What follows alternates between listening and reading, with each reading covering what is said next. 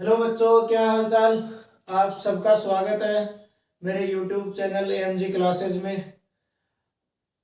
आशा करता हूँ सब ठीक ठाक होंगे, स्वस्थ होंगे। आज हम पढ़ने का काम करेंगे हरियाणा जीके, बोले तो हरियाणा सामान्य ज्ञान। और इसके अंदर हरियाणा जीके के अंदर आज हम पढ़ने का काम करेंगे गुप्त काल। तो आइए शुरू करते हैं हरियाणा जीके में गुप्त काल का टॉपिक। आज हम पढ़ेंगे हरियाणा जीके, और हरियाणा जीके के अंदर हम पढ़ेंगे गुप्त काल। तो गुप्त काल जो है, गुप्त काल का संस्थापक कौन है? गुप्त काल का जो संस्थापक है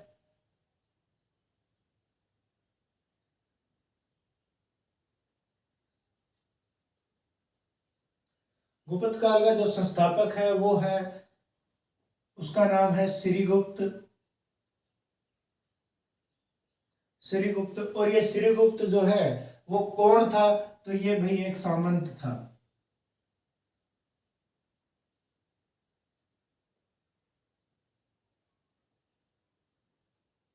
सामंत था। अब सामंत कौन होता है? सामंत होता है, अपनी भाषा में बोले तो बड़ा जमींदार या फिर भूस्वामी, कि जो राजा के अधीन होता है मगर एक बहुत बड़े क्षेत्र का क्या होता है, मालिक होता है। बहुत बड़े जो क्षेत्र है जमीन का मालिक होता है। मगर ये जो भूस्वामी है ये अधीन किसके रहता है? राजा के अधीन रहता है। राजा के अधीन एक बहुत बड़े विस्तृत क्षेत्र का जो मालिक होता है उसको बोलते हैं सामंत। तो एक सामंत था श्रीगुप्त, और श्रीगुप्त एक सामंत होने के साथ साथ क्या है, गुप्त काल का संस्थापक भी माना जाता है। अब इस गुप्त काल के अंदर एक राजा होता है, गुप्त काल का प्रथम प्रसिद्ध शासक।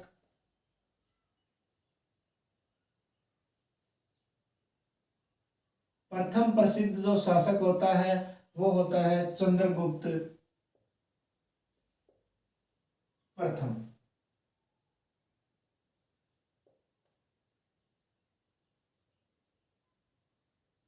चंद्रगुप्त प्रथम। चंद्रगुप्त प्रथम जो है, इसने जब यह शासक बनता है तो ये जो क्या करता है, चंद्रगुप्त प्रथम ने 319 ईस्वी में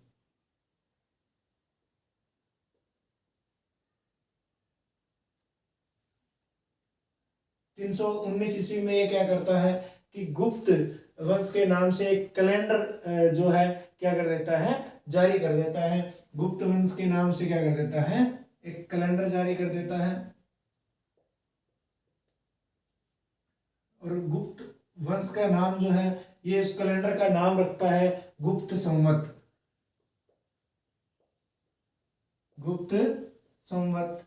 गुप्त संवत उस कैलेंडर का नाम रखता है। और 319 ईस्वी में ये क्या कर देता है, एक कैलेंडर जारी कर देता है जिसका नाम क्या होता है, गुप्त संवत होता है। गुप्त वंश के नाम पर ही ये उस कैलेंडर का नाम रखता है। और पहले क्या रखता है, गुप्त, उसके बाद में क्या लगा देता है, संवत लगा देता है।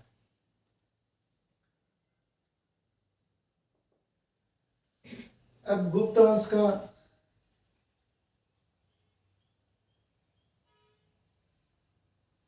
एक अन्य प्रसिद्ध शासक भी था,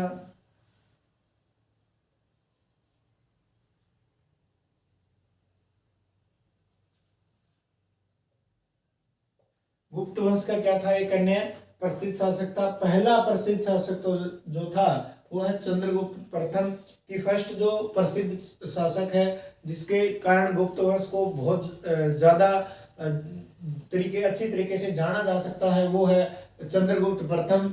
और दूसरा कौन सा प्रसिद्ध शासक है, वो है समुद्रगुप्त।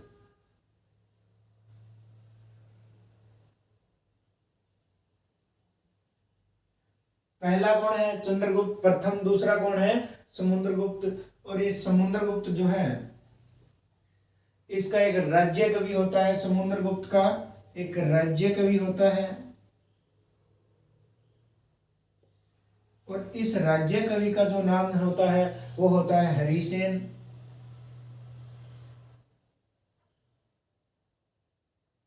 इस समुद्रगुप्त के राज्य कवि का क्या नाम होता है? हरिसेन। और हरिसेन क्या करता है? ये समुद्रगुप्त जो है हरिसेन से एक अभिलेख लिखवाता है जिसका नाम क्या होता है? प्रयाग प्रशस्ति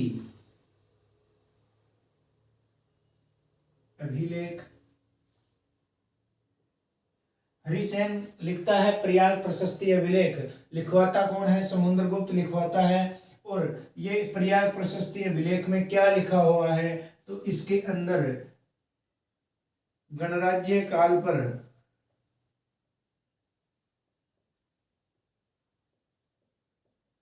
विजय का वर्णन है।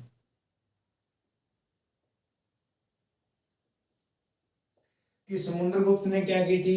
गणराज्य काल के ऊपर विजय प्राप्त की थी। उसी विजय का वर्णन कहाँ मिलता है? इस प्रयाग प्रशस्ति अभिलेख में मिलता है। ये किसने लिखा था?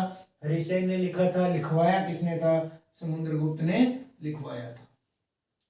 इतनी बात समझ में आई? अब ये जो समुद्रगुप्त है इसको भारत का नेपोलियन भी कहा जाता है। क्यों कहा जाता है वो बात करेंगे।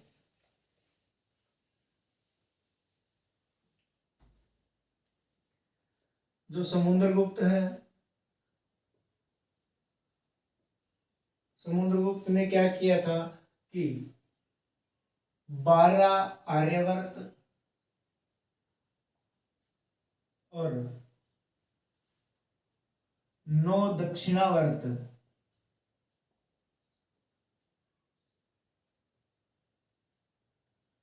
राज्यों को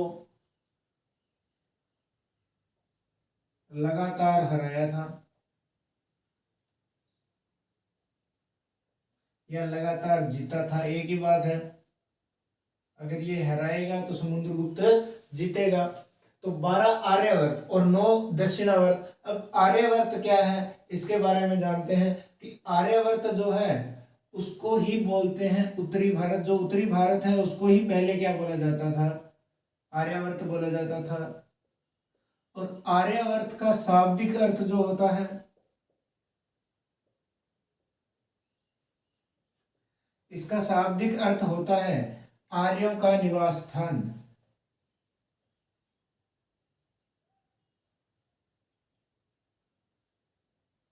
आर्यों का निवास स्थान। कि आर्यवर्त का मतलब क्या होता है? उत्तरी भारत जो है उसी को ही पहले क्या बोला जाता था? आर्यवर्त बोला जाता था। और आर्यवर्त का शाब्दिक अर्थ होता है आर्यों का निवास स्थान। कि जहां पे आर्य रहते थे वो कौन सा क्षेत्र था? उत्तरी भारत था। तब इसका नाम क्या पड़ गया? आर्यवर्त पड़ गया। और समुद्रगुप्त ने लगातार 12 आर्यवर्त राज्य और 9 दक्षिणावर्त राज्य, भारत के अंदर इसने 12 आर्यावर्त और 9 दक्षिणावर्त राज्यों को लगातार क्या किया था? हराया था, या लगातार जीतने का काम है किया था। इसी के कारण क्या है, इसको एक नाम दे दिया जाता है कि भारत का नेपोलियन। भारत का नेपोलियन। अब पर्सन ये बहुत बार आता है पेपर में, बहुत इंपॉर्टेंट पर्सन है कि भारत का नेपोलियन किसे कहा जाता है? तो भारत का नेपोलियन किसे कहा जाता है? समुद्रगुप्त को कहा जाता है।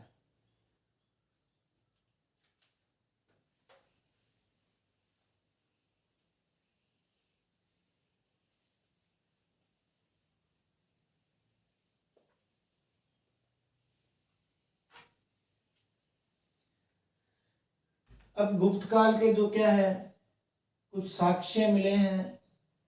साक्ष्य किसके रूप में मिले हैं? अभिलेख के रूप में मिले हैं। और कुछ क्या मिली है? सामग्री मिली है। सामग्री का मतलब कि जो गुप्त काल के अंदर लोगों द्वारा प्रयुक्त की जाती थी, जैसे सिक्के हैं या मूर्तियां हैं, वो मिले हैं। कहाँ? किस काल के? गुप्त काल के। और कुछ अभिलेख मिले हैं। अभिलेख क्या होता है कि किसी भी पत्थर के ऊपर कुछ उकेरा जाता है, उसको क्या कहते हैं? अभिलेख कहते हैं। आई बात समझ में? तो पहले पढ़ेंगे अभिलेख, उसके बाद में पढ़ेंगे समग्री। तो अभिलेख जो है, पहला अभिलेख मिला है नचार खेड़ा का अभिलेख।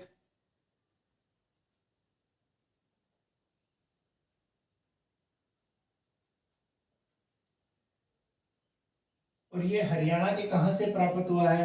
हरियाणा के जींद में से प्राप्त हुआ है। और इस अभिलेख के अंदर क्या मिला है? इसके अंदर राम, लक्ष्मण व सीता को जटायु से बात करते दर्शाया गया।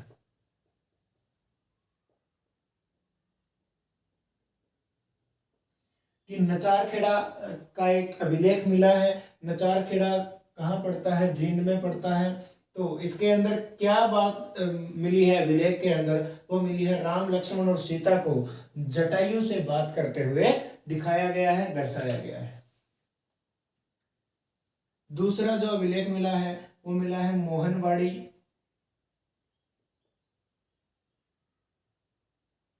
मोहनबाड़ी का अभिलेख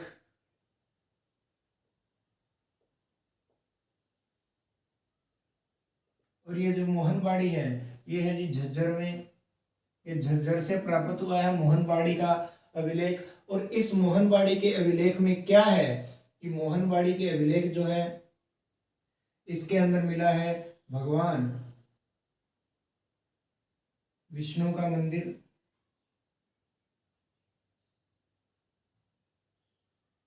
ये सारे के सारे क्या है? गुप्त काल के अभिलेख मिले हैं।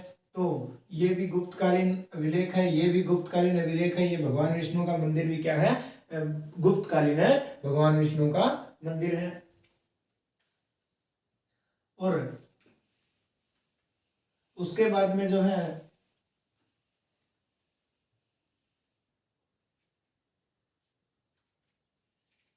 पिंजौर अभिलेख मिला है। 3 नंबर का पिंजौर अभिलेख। ये पिंजौर कहाँ से प्राप्त हुआ है? तो ये पंचकुला से प्राप्त हुआ है, क्योंकि पिंजौर कहाँ पड़ता है? पंचकुला में पड़ता है। और इसके अंदर जो है इस पिंजौर अभिलेख की खोज,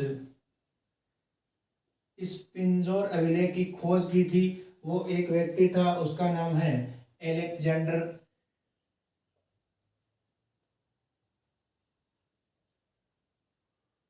कनिंगम। इस एलेक्जेंडर कनिंगम ने इसकी क्या की थी? खोज की थी। और इस पिंजौर अभिलेख में पिंजौर का जो नाम है, हम बोल सकते हैं कि पिंजौर का प्राचीन नाम, पिंजौर का प्राचीन नाम क्या था? तो पिंजौर का प्राचीन नाम था पंचमपुर। पंचमपुर की हमें पिंजौर के प्राचीन नाम का उल्लेख कहाँ मिला? तो वो मिला पिंजौर अभिलेख में, जो गुप्त काल के समय का अभिलेख है। इसके अंदर पिंजौर अभिलेख जो मिला, जिसकी खोज की अलेक्जेंडर कनिंगम ने, इस अलेक्जेंडर कनिंगम ने जिस अभिलेख की खोज की उसका नाम रखा गया पिंजौर अभिलेख। और पिंजौर अभिलेख में पिंजौर का क्या नाम था? पंचमपुरा। तो हम बोल सकते हैं कि पिंजौर का जो प्राचीन नाम है वो क्या है? पंचमपुर है।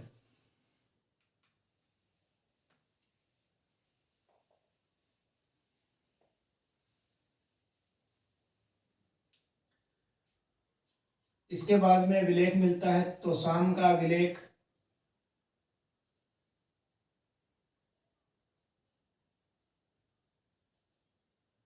तोशाम का अभिलेख। और तोशाम के अभिलेख में क्या मिला? तोशाम के अभिलेख में मिला भगवान विष्णु का मंदिर।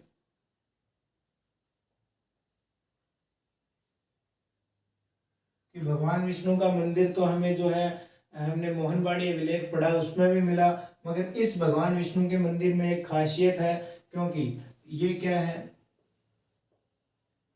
हरियाणा का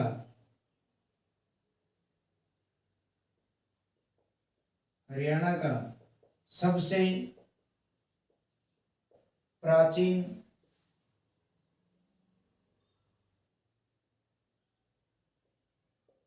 भगवान विष्णु मंदिर है।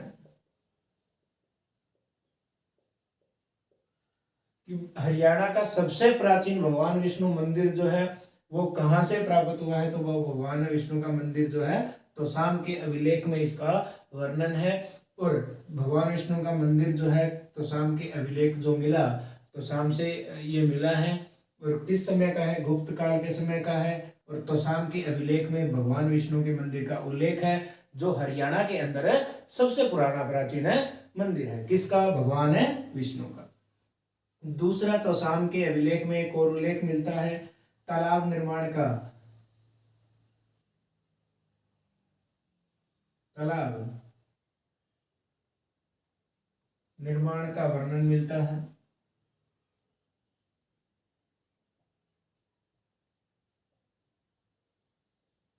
कि तोशाम के अभिलेख से हमें क्या दो चीजें मिली, एक तो भगवान विष्णु का मंदिर, और ये क्या है, भगवान विष्णु का जो मंदिर है वो सबसे हरियाणा का सबसे प्राचीन मंदिर है भगवान विष्णु का। और दूसरा क्या है, तालाब निर्माण का वर्णन मिलता है।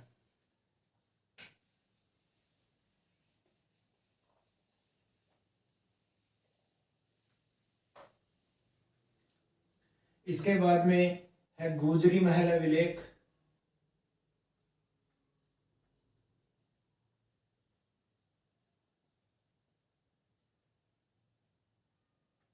गुजरी महल अभिलेख, तो गुजरी महल कहाँ पड़ता है? गुजरी महल पड़ता है जी हिसार में। हिसार के बस स्टैंड के बिल्कुल सामने है गुजरी महल। गुजरी महल अभिलेख मिला है गुप्त काल के समय का। इसके अंदर किस चीज का वर्णन है, तो इसमें 8 भागमंतों के आगमन का वर्णन है।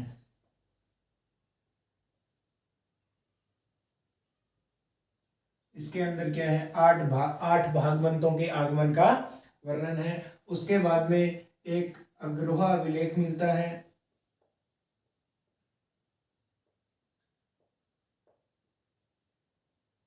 अग्रोहा अभिलेख, और अग्रोहा अभिलेख, अग्रोहा भी कहाँ है? अग्रोहा भी कहाँ है जी? हिसार में है। और हिसार के अंदर, हिसार से थोड़ा सा आगे चलेंगे तो अग्रोहा आएगा। हमने अगर गणराज्य पढ़ा, अगर गणराज्य जो है वो ही अग्रोहा है। इसका संस्थापक कौन है? महाराजा अग्रसेन है। अग्रवाल जनजाति के जो लोग हैं वो भी महाराजा अग्रसेन को अपना क्या मानते हैं? देवता मानते हैं, अपना गुरु मानते हैं। और अग्रवाल जो जनजाति है, कि अग्रवाल जो एक जाति है, अग्रवाल बनियों की, जो बनियों की जाति है अग्रवाल, उसका जो उदय होना कहाँ से माना जाता है? अग्रोहा से ही माना जाता है।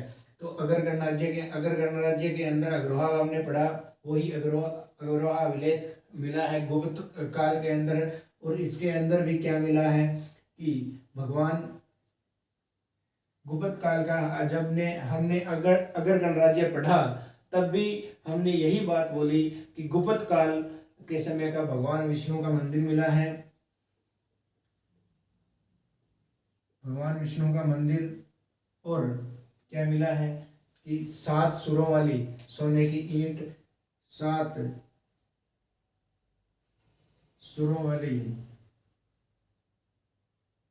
सोने की ईंट की एक ईंट मिली है सोने की। उसके ऊपर संगीत के क्या लिखे गए हैं? 7 सुर लिखे गए हैं, जैसे सा, रे, गा, मा, पा, धा, नी, सा जो होते हैं, जो ये सुर है, इनमें से ही कोई 7 सुर उसके ऊपर क्या है? लिखे गए। और इन दोनों चीजों की क्या नहीं हुई है अभी तक? वैज्ञानिक पुष्टि नहीं हुई है।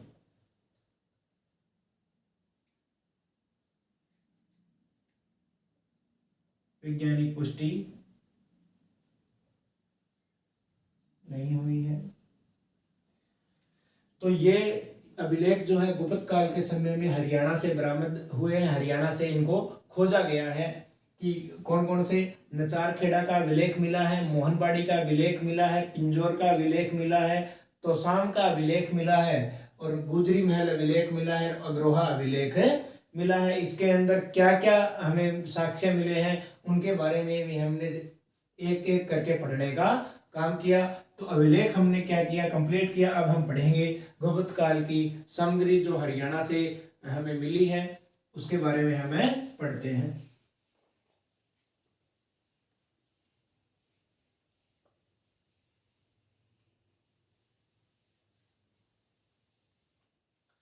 गुप्तकालीन जो सामग्री है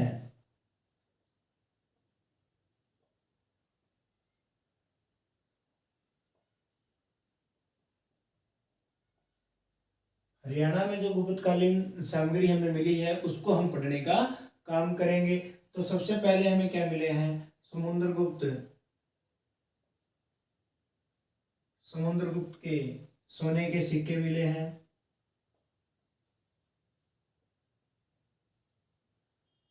समुद्रगुप्त के सोने के सिक्के मिले हैं।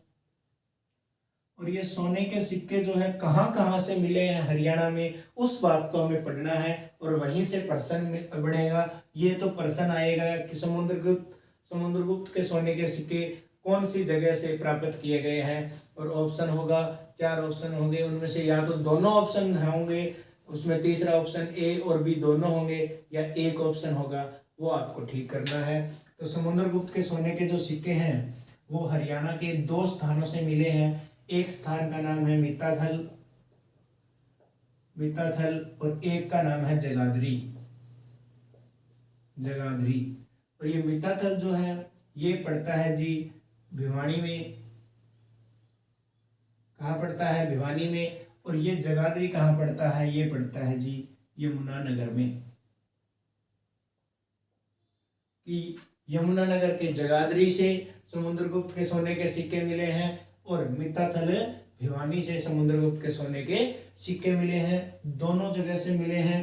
पेपर में क्वेश्चन कैसे आएगा, ये पूछेगा कि सोने के सिक्के कैसे मिले हैं। या तो दोनों ऑप्शन दिए होंगे या कोई एक दिया होगा। अगर दोनों दिए होंगे तो ए व बी दोनों ऑप्शन होगा तीसरा।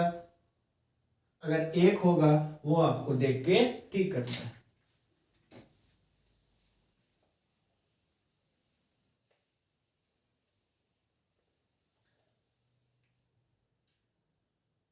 अब दूसरी चीज क्या मिली है कि भगवान विष्णु की मूर्ति मिली है।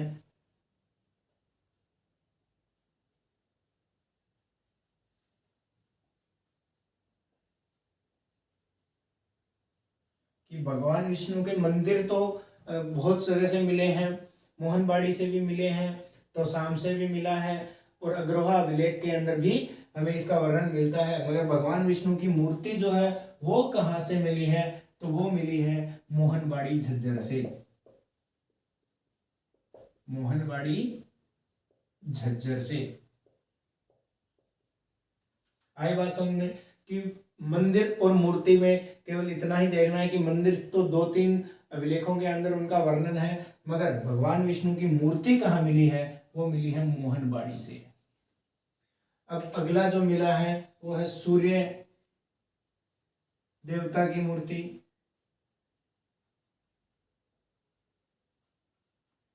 सूर्य देवता की सोने की मूर्ति मिली है।